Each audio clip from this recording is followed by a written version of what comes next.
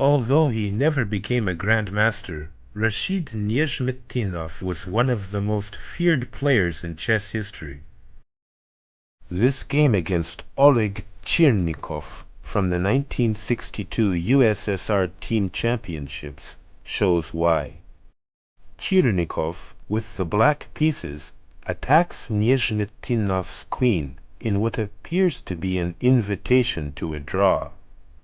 Eyewitness Vladimir Voloshin explains. A draw by repetition will occur if white moves his queen from h6 to h4, while black attacks by bishop g7 and bishop f6. However, the Tatar master was not in a peaceful mood. 20, 30, 40 minutes went by, and while Rashid was thinking, Chirnikov was walking around, waiting for Nezhmetdinov to offer a draw. At that moment, an excited boy ran up to Chirnikov. "Mister, he sacrificed his queen to you."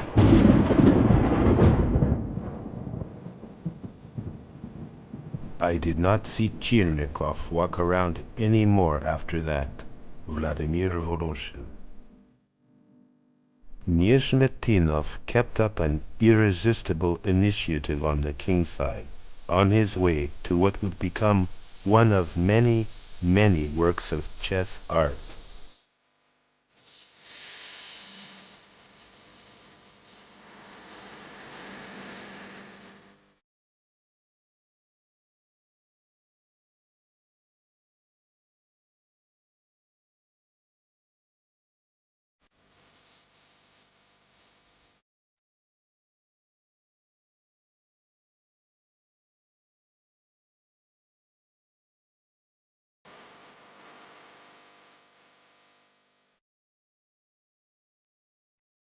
Rashid Gibretovich Nezhmetdinov was born in 1912 in Aktyobinsk, a tiny town on the steppes of Kazakhstan. His parents were impoverished Tatar farmhands. They died, literally worked to death, when Rashid was still a small child. The orphaned boy was sent to live with his uncle Gumer in a village outside of Nizhny Novgorod, on the banks of the fabled Volga River.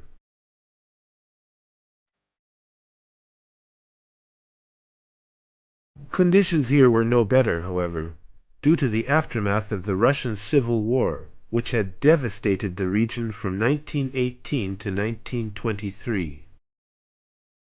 Even worse, the Bolshevik policy of Prodrazvyorska, the commandeering, or theft, of the peasants' grain to feed the Revolutionary Army, had helped cause one of the worst famines in history. The Volga famine killed more than 2 million children, but Nezhmetdinov's life was saved by his older brother, the Tatar poet Nezhmetdinov. Kavi arranged for Rashid to be placed in an orphanage in the ancient Tatar capital of Kazan. Tatar elements of the Mongol horde had swept through the city in the 13th century. But, unlike most of the Mongols, they settled permanently, mixing with the local Volga Bulgars to create the ethnicity and culture we now refer to as Russian Tatar. Kazan must have seemed like a paradise to young Rashid. The only happy memory he ever reported before coming to Kazan was one incident when he got to eat some fish soup on the banks of the Volga. In his time at the orphanage, however, Nezhmetdinov was well fed for the first time in his life. He also received instruction in the Muslim religion and an education in the Tatar language. Rashid would remain a practicing Muslim throughout his life, and he also developed a keen interest in learning, particularly literature, history, and mathematics. After 3 years in the orphanage, Kavi was able to bring Rashid into his own household. Nezhmetdinov became very active in the Kazan Palace of Pioneers. The Soviet Young Pioneers were sort of like the Boy Scouts, but with the added bonus of communist indoctrination. The Pioneers' palaces became bustling social hubs in which many adult guides, or uncles, visited the club, often engaging in endless chess sessions. One day, 11-year-old Rashid found a scrap of paper on the stairwell. It was a chess column from a magazine. He kept it in his pocket, unable to stop thinking about it. It even began intruding on his dreams. A few days later, Rashid was watching adults play chess at the Pioneer Club. I rejoiced when I discovered they moved the things exactly as was explained on my piece of paper. Rashid sat down to play his first chess and won every game. A man named Samsonov was so impressed, he wrote a letter recommending that Rashid be admitted to the Kazan Chess Club. Against the real experts, however, Nezhmetdinov enjoyed little success. There, he said, they all won from me right up to 1927. With no notion of theory, and on top of that, too interested in blitz chess, I was slow to make progress. In 1927, however, Nezhmetdinov, age 15, won the City Pioneer Championship with a score of 100%. Just 3 years later, Rashid became a first-category player by winning the Kazan City Championship. He had also surpassed Samsonov, as this game from 1929 amply illustrates. Rashid takes the black pieces and surprises his former chess mentor with a stunning smothered mate.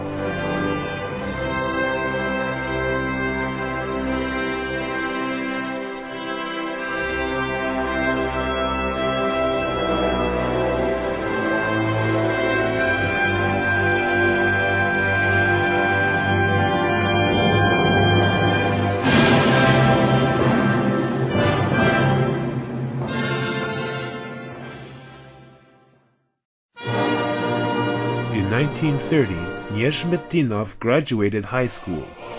He briefly attended the Kazan Institute of Technology and took courses in weights and measures with the idea of obtaining employment in the Standards Bureau. Lack of funds, however, forced Rashid to drop out. His brother, Nezhmetdinov, was a poorly paid newspaper editor and couldn't afford Rashid's upkeep any longer. And so it was that Nezhmetdinov joined the Communist Party and set off for Odessa, Ukraine, to make his own way in the world. Neither Rashid nor his brother had ever blamed the Bolsheviks for the famine that had almost killed him.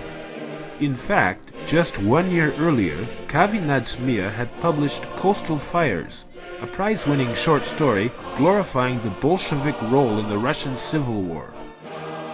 As for Rashid, he had enjoyed nothing but positive experiences as a member of the Soviet Palace of Pioneers.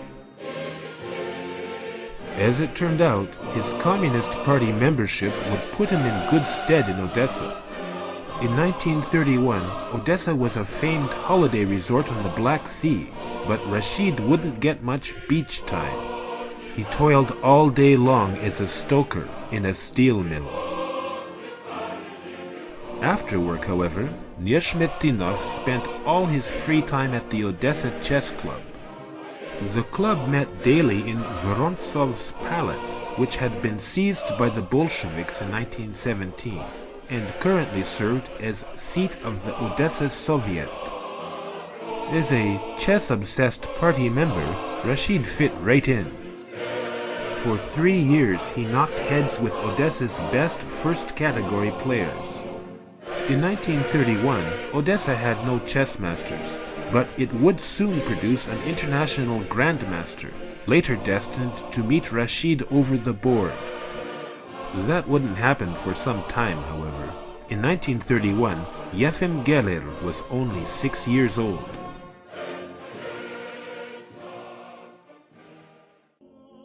In 1933, Nezhmetdinov, now the Odessa chess and checkers champion, returned to Kazan, where he took steady employment at the Standards Bureau.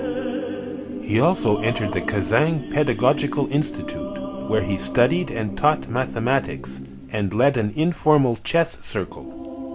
Nezhmetdinov would soon get the master title in checkers, which didn't help his chess career very much. At this time, checkers was taken very seriously in the Soviet Union. It was even reported in chess magazines. However, Rashid soon received a rude awakening in the All-Union tournament in Rostov-on-Don. In 1934-35, I was mainly occupied by the study of checkers. Only in 1936 did I cross swords with stronger first-category chess players, Ufimtsev and Dubinin. They gave me a good thrashing. Rashid understood now it was necessary to undertake a serious study of chess. But he then fell ill and was hospitalized for many months.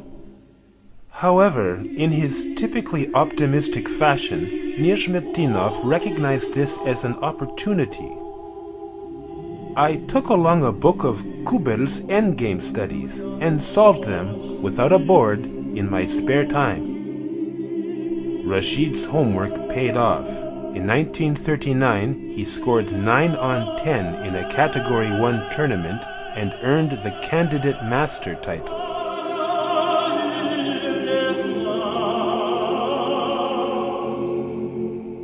After graduating university in 1940, Rashid was called to military service.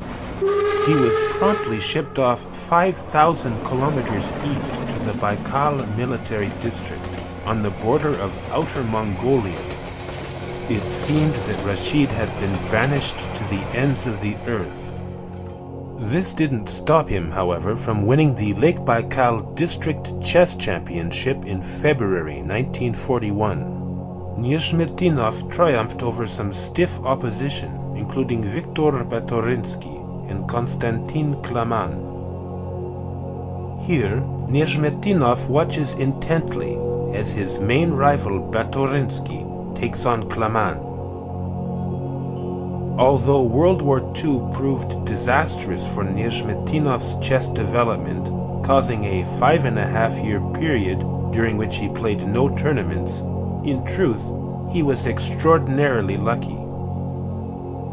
He always seemed to leave just before, or arrive just after, some apocalyptic battle. He arrived in Baikal after the Russians had fought a murderous battle against the mighty Japanese Kwangtung army. He was then sent to Berlin just after the Soviets had already taken and secured the city. By sheer chance, Rashid had avoided every single combat zone in a war that killed almost 11 million Russian soldiers. In Berlin, finally, Nezhmetdinov was able to resume his long-interrupted chess career. In 1946, he won the championship of the Berlin Military District, finishing 14 on 15 ahead of future master and Ukrainian champion Isak Lipnitsky. In 1946, Nezhmetdinov returned to civilian life, now 34 years old. His chess comeback, perhaps understandably, got off to a rocky start. However, he played himself into shape and became captain of the DSO Spartak chess team. In 1947, he showed continued improvement at the All-Union Candidate Master Tournament in Yaroslavl. He finished shared second with Tarasov, behind Holmov. This proved to be the start of a tumultuous friendship between Nezhmetdinov, Tarasov, and Holmov, which almost ended in disaster. In 1947, however, all was well with the world. At Yaroslavl, Rashid had filled his second master norm and was now entitled to an examination match for the title of Soviet Master of Chess. Georgy Lizitsyn was appointed to be Rashid's examiner. However, After studying Lizitsyn's games for months, Rashid was stunned to receive a telegram just days before the match. The Soviet Chess Federation informed him that the master Vladas Mikenas would now be his examiner. At the 11th hour, Nezhmetdinov furiously prepared by analyzing a recent article Mikenas had written on his favorite weapon, Alyekhin's defense. Mikenas promised to be a formidable opponent. In the great tournament at Kemeri 1937, he had defeated Alexander Alyekhin with the black pieces. Even worse, the game had been photographed. Alyekhin did not speak to Mikenas for years after. However, Nezhmetdinov had prepared well for Mikenas' favorite night hunt variation of Alyekhin's defense. In Game 1 of the match, Rashid shocked his opponent by playing into the hunt variation and crushing him in 17 moves. Mikenas fought back, however, and by Game 11 he felt confident enough to face the night hunt variation again. Nezhmetdinov destroyed him, demonstrating that it should perhaps be renamed the king hunt variation.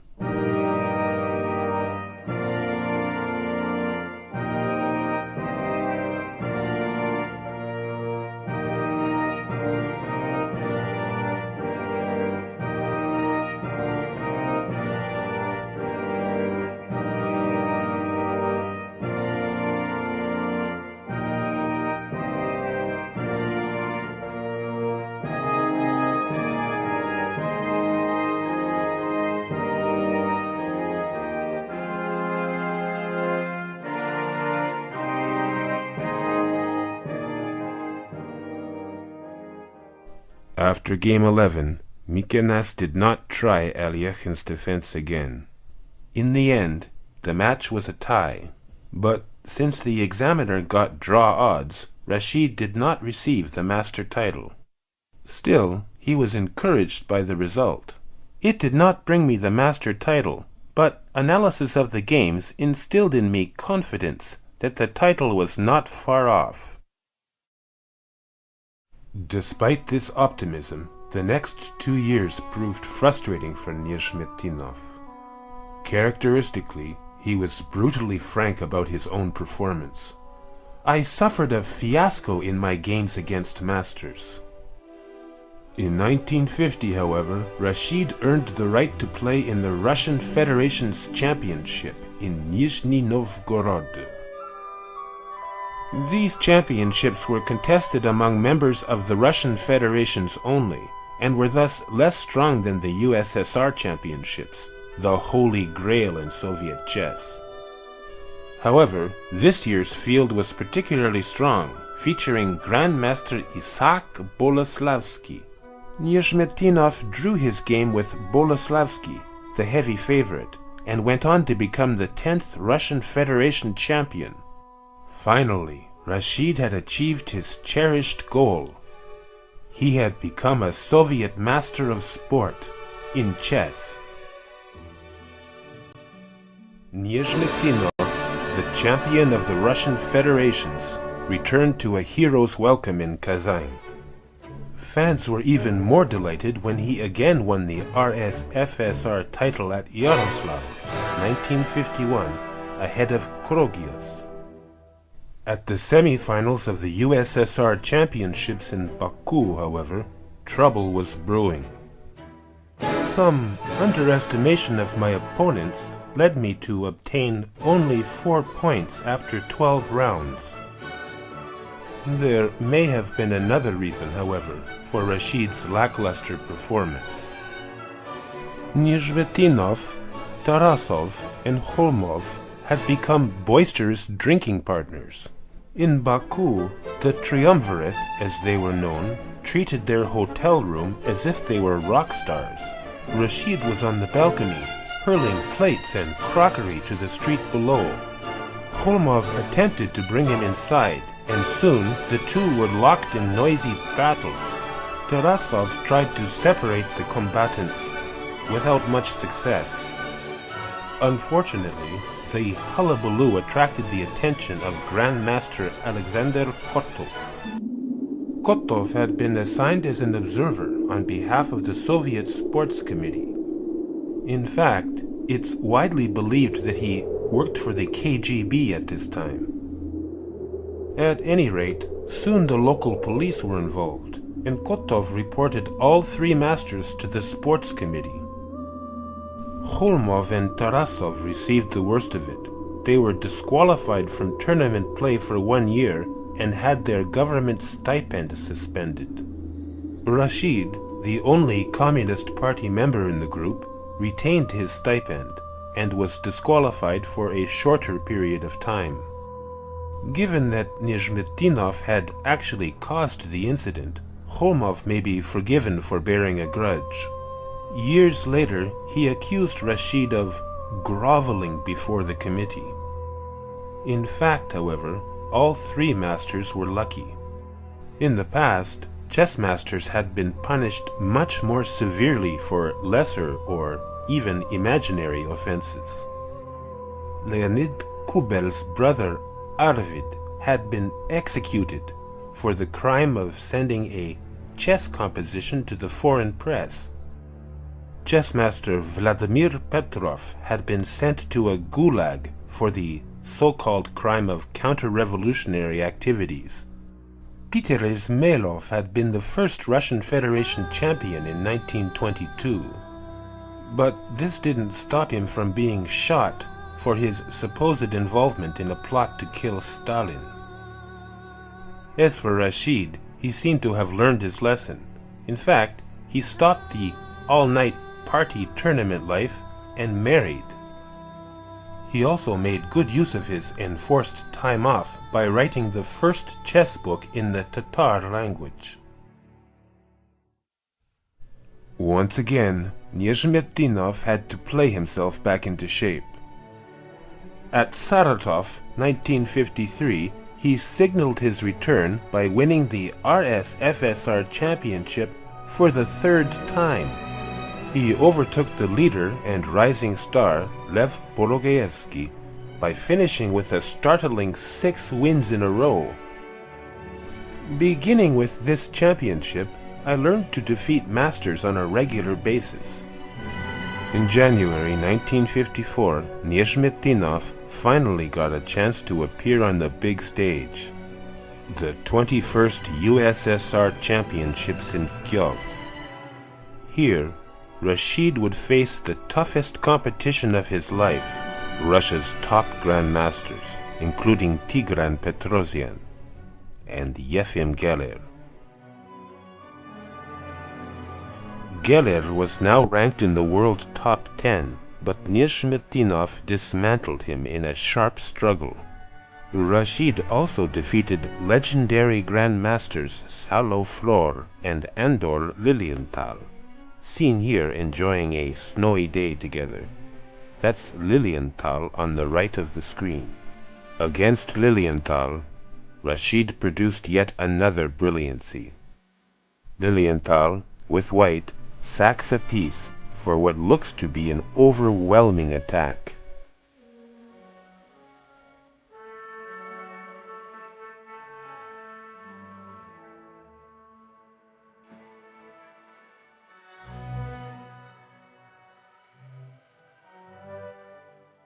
Here, black appears to be utterly without hope. But Nezhmetdinov now launched one of the greatest counterattacks in chess history.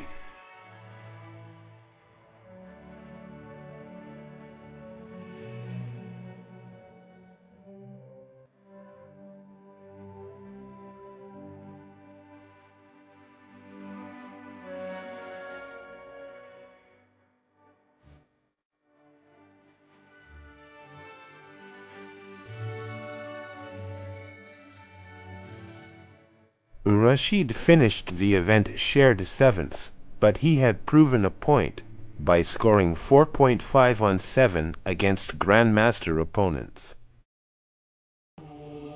The death of Stalin helped bring Nezhmetdinov the opportunity to appear on the international stage.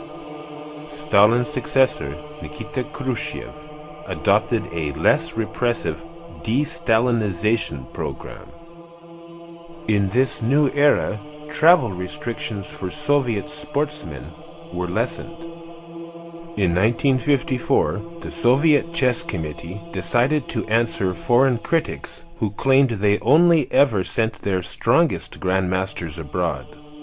The idea was to send 4 of Russia's mere masters to the international tournament in Bucharest, 1954. Nezhmetdinov was chosen, along with fellow masters Semyon Forman, Viktor Korchnoi, and his old friend Ratmir Kholmov. The Soviet Sports Committee spared no expense. Before the tournament, the 4 masters were summoned to Moscow. Here, they underwent rigorous preparation under the guidance of Isaac Boleslavsky and David Bronstein. In Bucharest, Nezhmetdinov would face international masters for the first time. Ludiek Pachman, Miroslav Filip, Robert Wade, Bogdan Sliva, and international grandmaster and tournament favorite Gideon Stalbari. In round 5, Rashid took the white pieces against Italian master Enrico Paoli and sacrificed 2 knights for a vicious attack.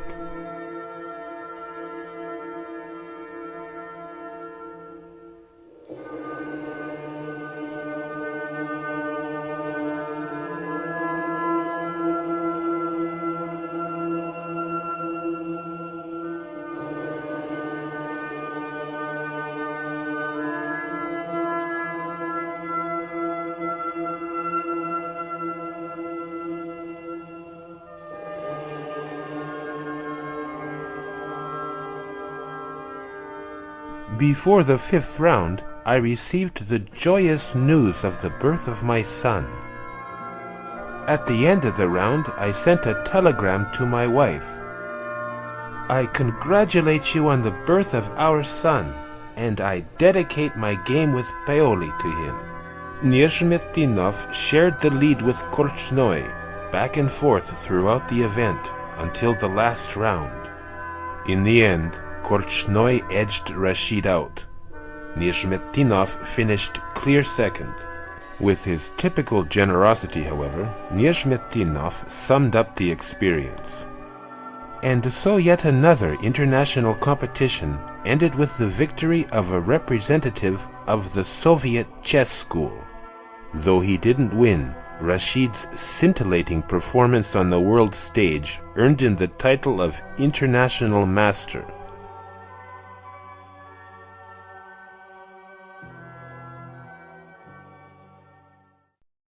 Nezhmetdinov again made it to the big stage in Moscow, 1957, at the 24th USSR Championship. Though he only managed 13th place, Rashid distinguished himself in games against 2 future world champions. In 1957, Mikhail Tal was only 21 years old, but he had already electrified the chess world with his sacrificial romantic style. In round 6, Nezhmetdinov took white against the magician of Riga. Playing in a style similar to Tal's, Rashid seemed to have him in some kind of self-imposed zugzwang. Here, Tal appears unable to find effective counterplay, or even a useful plan. Rashid soon took advantage of this uncertainty, and punished his foe with a spectacular attacking sequence.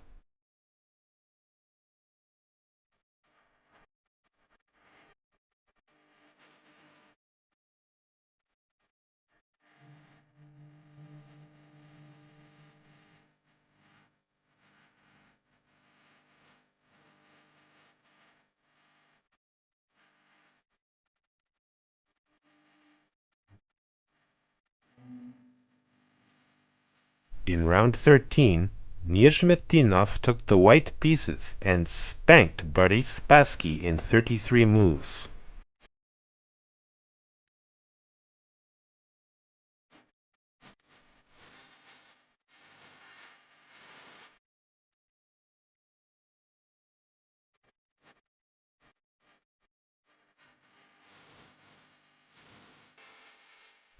Spassky resigned here because of the crushing threat queen to e6 check, which wins by force majeure.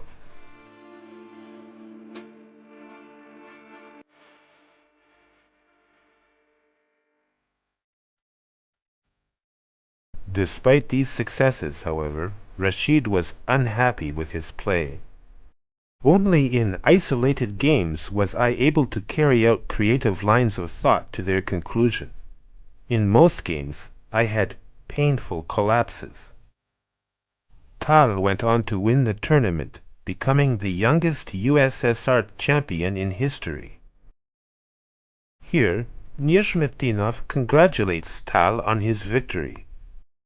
Rashid and Mikhail greatly admired one another and soon established a warm and lasting friendship.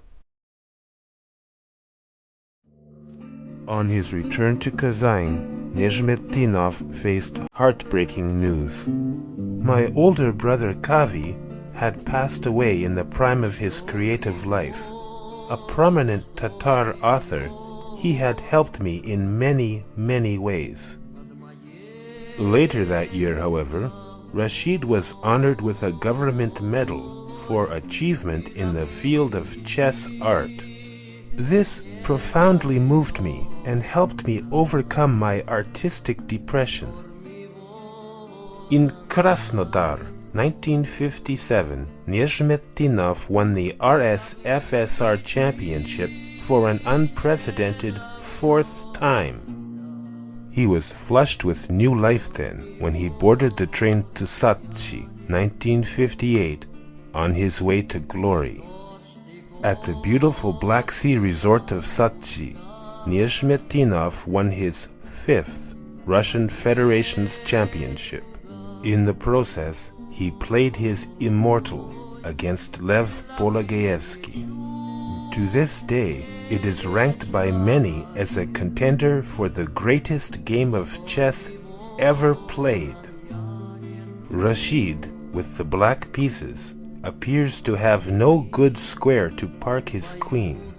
His solution to the problem became one of the most spectacular moves of all time. Rook takes f4. Pologaevsky was pole-axed.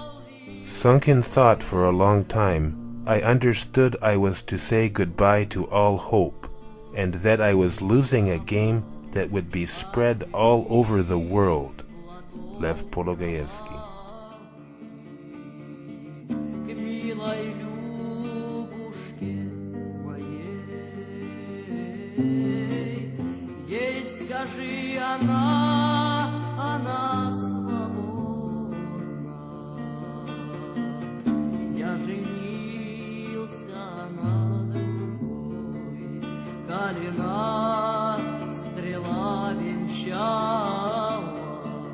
After the game, a special painting was commissioned depicting Nezhmetdinov, Pologaevsky, and the Board of Destiny.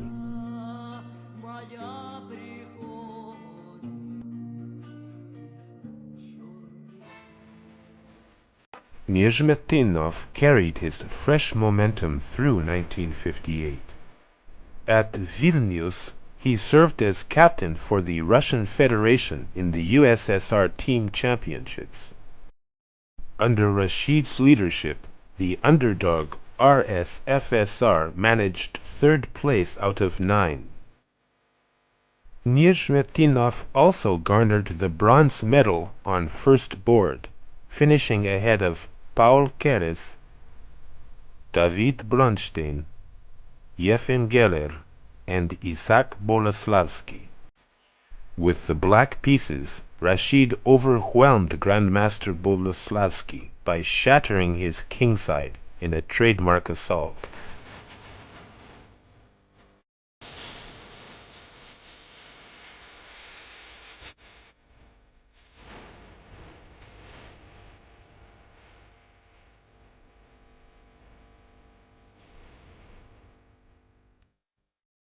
In 1959, however, Nezhmetdinov began to feel the effects of his age in relation to his competitors, or so it seemed. During the opening ceremony at the USSR Championships in Tbilisi, Rashid learned with regret that at age 46 he was the oldest player in the field. Perhaps the only bright spot was an artistic win with the white pieces over David Bronstein, who proved unable to withstand yet another irresistible kingside attack from the Tatar master.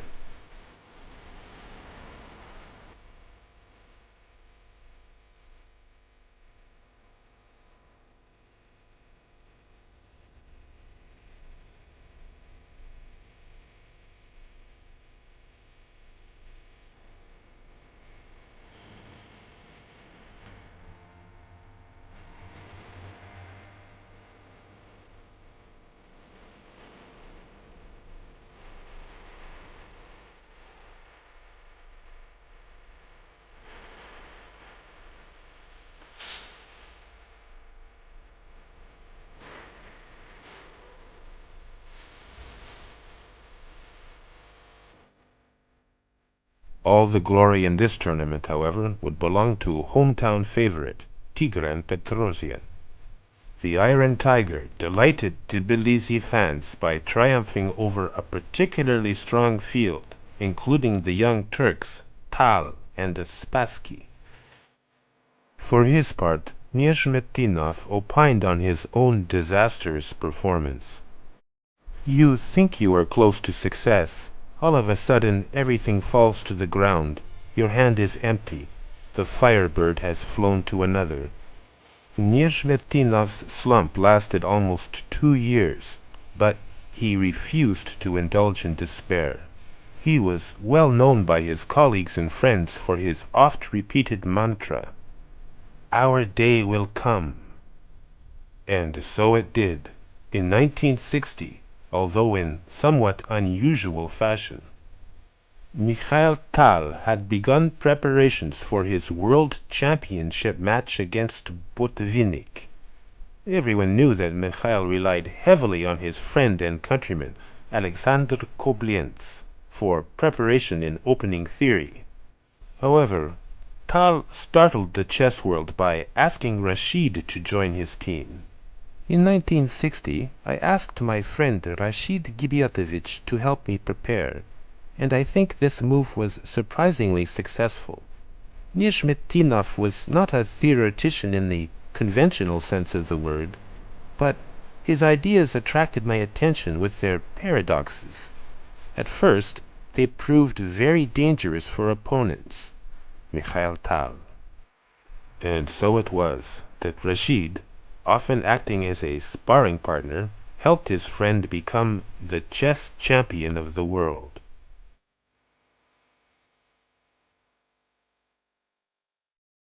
A few years later, 6-time Leningrad Blitz champion Genrik Chepukaitis arrived at Tal's door for an appointment to play chess. When I knocked, there was a tall middle-aged man I didn't know. I knew that Tal sometimes traveled with his Uncle Robert, so I thought it was he. I accepted his invitation to play to pass the time. I was crushed in the first game, but when I lost 4 more games, I almost began to panic. It was very rare for me to lose in such style, going down in flames like the Russian fleet at the Battle of Tsushima 1905. I could accept being crushed by Tal himself, but by his uncle? Genrik Chepukaitis. Only later, when Tal returned, did Chepukaitis realize he'd been crushed by Rashid Nezhmetdinov.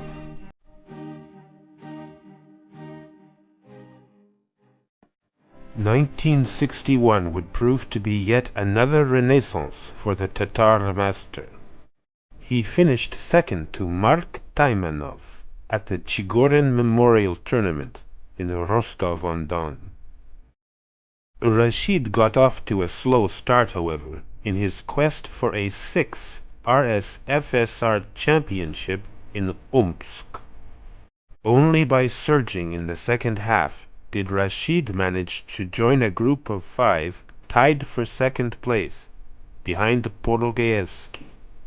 A clear second had to be chosen, because the top 2 would earn a spot in the next USSR Championships.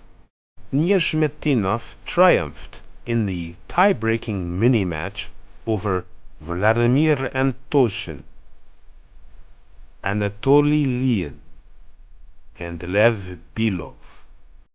Rashid had earned his ticket to the 29th USSR Championship in Baku.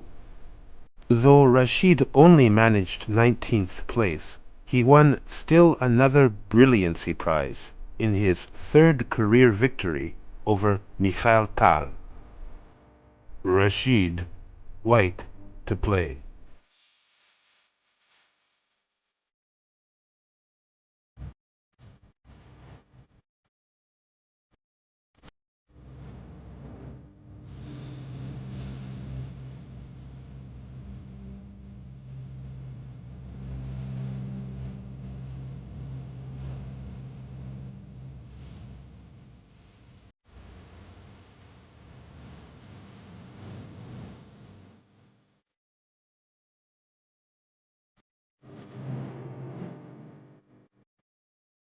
Commentators were so struck by the beauty of this game that they dubbed him Evergreen Rashid. Tal was so overwhelmed by Rashid's art that he later told a journalist that this is the happiest day of my life.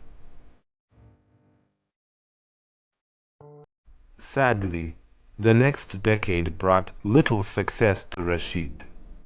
He did compete in his 5th USSR Championship in Kharkov, 1967, but this was an unusual event. It was not difficult to qualify, since 130 players were invited to play in a Swiss tournament. The idea was to celebrate the 50th anniversary of the October Revolution by allowing mass participation in this year's championship. Even against such a diluted pool of talent, Nezhmetdinov just barely scored over 50%, to share 27th place with 14 other players. Tal, who shared first with Porogaevsky, joked that the Swiss system is good. We should adopt it again for the 100-year anniversary of the revolution. In 1973, Nezhmetdinov traveled to the ancient city of Daugavpils to compete in the Latvian Open. Rashid was now 60, and his hard-living past was catching up with him. He fell ill during the tournament, managing only shared 3rd against a less than stellar field. He did not finish his last game. I am both sad and pleased that Rashid Gibiatovich came to my home in Latvia for his last tournament. He did not take first place, but the prize for beauty, as always, he took with him. Mikhail Tal. Nezhmetdinov did indeed add a final brilliancy prize to a long, long list of games for the ages. Rashid, black to play, versus Karushev.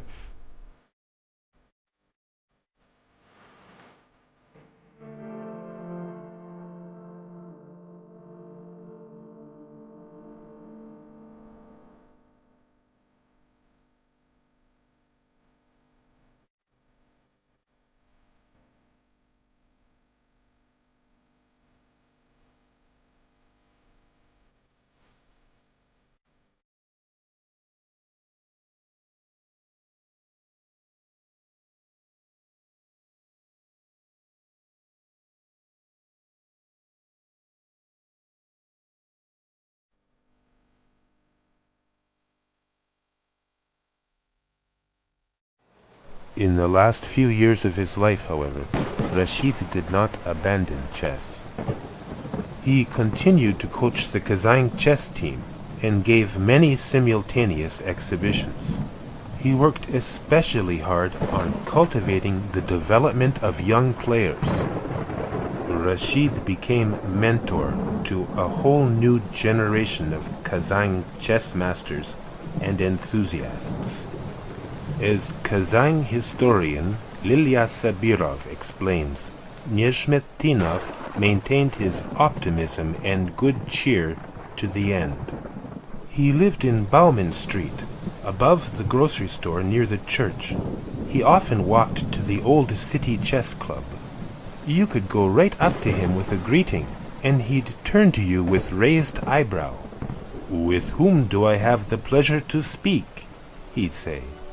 And he'd discuss any topic: chess, literature, history, just about anything at all. Lilia Sabirov. Rashid Gibiatovich Nezhmetdinov died in the summer of 1974. And his legacy has proven vexing for many. Why, for example, did he never become a grandmaster? Some say he was discriminated against because he was a Tatar or a Muslim, that he was not given as many chances to play abroad. You'd never hear anything like that from Rashid himself, however. I came into chess too late, a 17-year-old old man with no theoretical training. Yes, I could play some games with brilliance and win prizes for beauty and creative content, but I was never able to achieve the holistic skills necessary for grandmaster level. Rashid Nezhmetdinov. Perhaps Rashid's legacy is best explained by his fellow masters. If he had the attack, he could assassinate anybody. Yuri Averbach. Rashid Nezhmetdinov is a virtuoso. David Bronstein. No one understands combinations like Nezhmetdinov. Mikhail Botvinnik. Nezhmetdinov? He was, to the highest degree, Grand Master of Chess Beauty. Max Oewe. Players die, tournaments are forgotten, but the works of great artists are left behind them to live on forever. Mikhail Tal.